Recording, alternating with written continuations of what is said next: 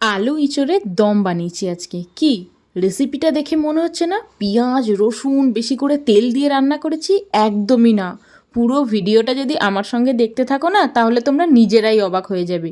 নিরামিষভাবে ইঁচড় যে এত ভালো হয় খেতে। প্রথমেই নুন হলুদ দিয়ে প্রেসার কুকারে 2টো সিটি দিয়ে এঁচোড়টা সেদ্ধ করে নিয়েছি। তারপর কড়াইয়ের মধ্যে সর্ষের তেল গরম করে এঁচোড়টাকে আরেকবার ভালো করে ভেজে নিচ্ছি। নুন হলুদ দিয়ে একবার সেদ্ধ করে নিয়েছি, তারপরও অল্প আরেকটু নুন আর হলুদ আমি মিশিয়ে দেব। এঁচোড়টা যখন তোমরা কাটবে, এঁচোড় কাটার পরে কিন্তু নুন হলুদ আর অল্প একটু তেঁতুলের জলে যদি ভিজিয়ে রাখো, তাহলে এঁচোড়ের আঠা আঠা ভাবটা একদমই থাকে না। দেখো, অল্প একটু নুন হলুদ দিয়ে দিয়েছি। আবার এঁচোড়টাকে ভালো করে কিন্তু লাল লাল করে ভেজে তুলে নিচ্ছি।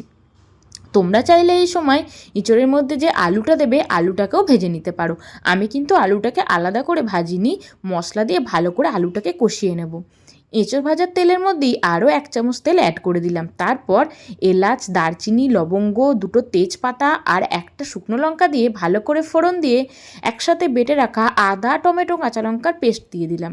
তারপর এঁচোড়ের শেপ মতোই আলু কেটে নিয়েছিলাম, আলুটা মশলার উপর দিয়ে দিলাম। আলুটাকে কিন্তু বেশ কিছুক্ষণ মশলার সাথে আমরা কষাবো, কারণ আলুটাকে আলাদা করে ভাজিনি, তাই আলুটাকে একদম শুকনো শুকনো করে ভালো করে কিন্তু কষিয়ে নেব। একে একে যে বেসিক মশলাগুলো সেগুলো দিতে থাকবো। প্রথমেই দিলাম হলুদ গুঁড়ো, তারপর দিয়ে দিচ্ছি জিরে গুঁড়ো, এবার দিয়ে দেবো কাশ্মীরি লঙ্কার গুঁড়ো। খুব ভালো করে আলুটাকে কিন্তু মশলার সঙ্গে কষিয়ে নিতে হবে। একদম কষা কষা হয়ে গেলে শুকনো শুকনো হয়ে যাবে। তারপর এখানে গরম জল দিয়ে দেবো আলুটা সেদ্ধ হওয়ার জন্য। গ্যাসের ফ্লেমটা কিন্তু লোয়েতে রেখেই ভালো করে মশলার সাথে আলুটাকে কষাতে হবে, না হলে মশলাটা তলায় লেগে যাওয়ার চান্স থাকবে কড়াইয়ের তলে। তারপর 1/2 চামচ নুন দিয়ে দিলাম। খুব ভালোভাবে নুনটা মিশিয়ে নিয়ে এবার আলুটা সেদ্ধ হওয়ার জন্য যতটুকু জল দরকার ততটুকু পরিমাণ গরম জল দিলাম। এখানে 2 কাপ মতো গরম জল দিয়ে দিয়েছি। মোটামুটি আলুটা 50% সেদ্ধ করে নেব, তারপর এঁচড়গুলো আবার দিয়ে দেবো। চল কিছুক্ষণ মতো এটাকে ঢাকা দিয়ে রাখি, মিনিট 5 মতো ঢাকা দিয়ে রাখবো। মিনিট 5 পর ফিরে এলাম। আলু কিন্তু কিছুটা সেদ্ধ হয়েছে। এরপরে কিন্তু এঁচোড়টা দিয়ে দিতে হবে। এই সময় এঁচোড়গুলো না দিলে এঁচোড়ের মধ্যে কিন্তু নুন ঝাল মশলা কিছুই ঢুকবে না, আর খেতেও ভালো লাগবে না। আলুর সাথে এঁচোড়টা দিয়ে আরও 10 মিনিট মতো সেদ্ধ করে নেব। ব্যাস, 10 মিনিট পর ফিরে এলাম। দেখতেই পাচ্ছ কালারটা কতটা ভালো এসছে। আর দেখিয়ে দিচ্ছি, আলু এঁচোড় দুটোই কিন্তু দারুণভাবে সেদ্ধ হয়ে গেছে, কিন্তু একটাও গলেনি। এবার দেখছো ঝোল তো কিন্তু একটু বেশি বেশি রয়েছে। এক্ষেত্রে কি করা যায়?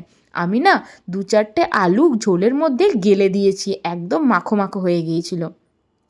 এক্ষুনি হয়তো বলবে ঘটি বাড়ির রান্না সব কিছুতেই চিনি দেয়, কিন্তু চিনি একটু না দিলে না টেস্টের ব্যালেন্স হয় না।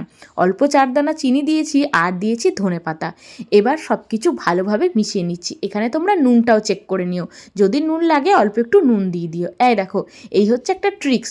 যখন দেখবে তরকারিটা মাখো মাখো বানাবো, ঝোলের পরিমাণ একটু বেশি লাগছে, তখন 2-4টে আলু যদি খুন্তির সাহায্যে গেলে দেওয়া হয়, তাহলেই তরকারিটা একদম মাখো মাখো হয়ে যাবে, আর খেতেও কিন্তু দারুণ লাগবে। এইভাবে নিরামিষ এঁচোড়টা যদি বানিয়ে খাও না, তাহলে ওই পেঁয়াজ রসুন মশলা দিয়ে এঁচোড় খেতে আর ইচ্ছা হবে না। আলুগুলো গেলে দেওয়ার পর গ্রেভিটা কিন্তু একটু মাখো মাখো হয়ে গেছে। সবশেষে অল্প একটু ভাজা মশলা দিয়েছি, এটা কিন্তু আমার বাড়িরই বানানো। এলাচ, দারচিনি, লবঙ্গ, তেজপাতা, শুকনো লঙ্কা একসাথে শুকনো খোলায় রোস্ট করে এটাকে মিক্সিতে পেস্ট করে নিয়েছি। দেখো, নিরামিষ এঁচোড়ের রসা বা আলু দিয়ে এঁচোড়ের কালিয়া একদম রেডি। রেসিপিটা কেমন লাগলো জানিও। একদম সিম্পলভাবে রান্না করেছি, আর খেতে কিন্তু যে কোনো আমিষ রান্নাকে টেক্কা দেবে। বুঝতেই পারবে না এর মধ্যে কোনো পেঁয়াজ রসুন ব্যবহার হয়নি। দুর্দান্ত খেতে লাগে। এইভাবে অবশ্যই এঁচোড়টা বানিয়ে খেও। টাটা।